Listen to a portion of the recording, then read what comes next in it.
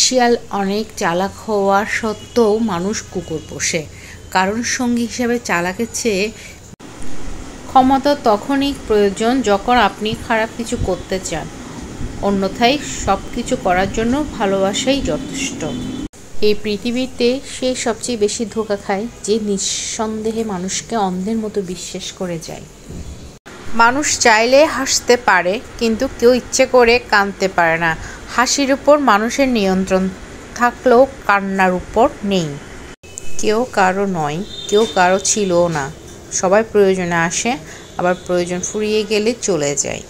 মিথ্যা ভালোবাসা অনেকটা গাছের পাতার মতো, সামান্য আঘাতেই আলাদা হয়ে যায়। আর সত্যিকারের ভালোবাসাগুলো জলের মতো, যতই আঘাত করুক না কেন ফিরে এসে ঠিকই মিলে যায়। রেগে গিয়ে চিৎকার করে কথা বলা মানুষটারও মন সরল হয়, কিন্তু যে মানুষটা রেগে গিয়ে চুপ থাকে ও হাসি মুখে কথা বলে, সেই মানুষটির শয়তানের চেয়েও কিন্তু ভয়ঙ্কর। পৃথিবীর সবচেয়ে পুরাতন যন্ত্রের নাম কি জানেন? ষড়যন্ত্র, যা যুগের পর যুগ সার্ভিসিং ছাড়াই চলছে। একটা ফ্যামিলিতে সবাই কখনো পজিটিভ হয় না। কেউ থাকে তেজবাজ, কেউ থাকে আবার প্রচণ্ড টক্সি, আবার কেউ থাকে গুটিবাজ। এগুলোর রূপ জানার পর নিজেকে গুটিয়ে নিয়ে শুধু নিজের লক্ষ্যে মনোযোগ দিন, পাল্লা দেওয়ার প্রয়োজন নেই।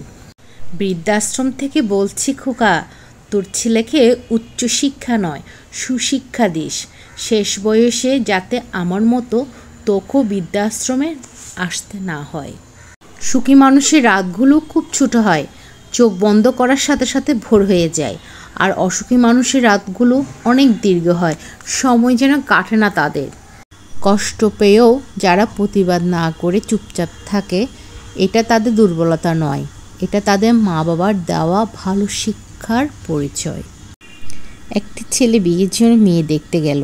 মেয়েটিকে দেখে তার পছন্দ হলে সে মেয়েটিকে বলল, আমার তো তোমাকে পছন্দ হয়েছে, কিন্তু তোমার বাবার কি সামর্থ্য আছে আমাকে একটি কার দেবার? মেয়েটি জবাবে বলল, আমার বাবা তো এরোপ্লেন দেওয়ার সামর্থ্যও আছে, কিন্তু তোমার বাবার কি সামর্থ্য আছে এয়ারপোর্ট বানিয়ে দেওয়ার?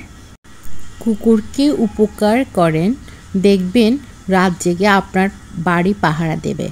আর মানুষকে উপকার করেন, দেখবেন সব থেকে মোটা বাসটাই আপনাকে দেবে।